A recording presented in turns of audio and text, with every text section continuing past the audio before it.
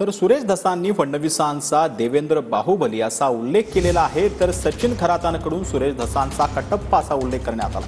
भल्लालदेव कोण आहेत ते सांगा, सचिन खरात यांनी सुरेश धसांना हा सवाल विचारला। 20.66 पैकी 7च टीएमसी मराठवाड्याला दिले, त्यातलं 1.68 आम्हाला आलं। पोलावरमच्या अगेन्स्ट 7 टीएमसी पाणी अजून तिकडेच अडकवलंय, ते एक दिलं। 9.66 दिलं। तर बीड जिल्हा आणि बीड जिल्ह्यातला आष्टी तालुका आणि धाराशिव जिल्ह्यातले 5 तालुके कायमचा विषय मिटणारे, आणि ही फक्त आशा आणि आकांक्षा देवेंद्र फडणवीस याच नावाकडून आहे।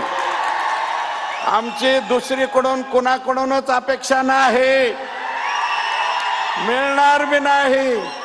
फक्त आणि फक्त देवेंद्र बाहुबलीच हे देऊ शकतात, दुसरं कोणी देणार नाही। म्हणजे मला 4 टीएमसी मिळालं तर पलीकडे जाता येईल। बीड जिल्ह्यातील आष्टी तालुक्यामध्ये माननीय मुख्यमंत्री देवेंद्र फडणवीस यांच्या हस्ते विविध विकास कामांचे उद्घाटन झाले। याच कार्यक्रमामध्ये बोलताना आमदार सुरेश धस यांनी माननीय मुख्यमंत्री फडणवीस यांना बाहुबलीची उपमा दिली। परंतु याच कार्यक्रमामध्ये मंत्री पंकजताई म्हणाल्या, मी शिवगामी आहे, वचनी मेरा शासन आहे। परंतु अजूनपर्यंत त्यांनी सरपंच संतोष देशमुख यांच्या कुटुंबाची साधी भेट देखील घेतली नाही।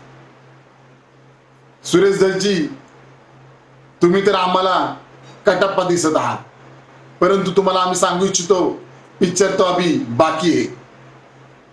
यामध्ये भल्लालदेव कोण आहे हे तुम्ही सांगा, अशी विनंती आम्ही आपणास करत आहोत।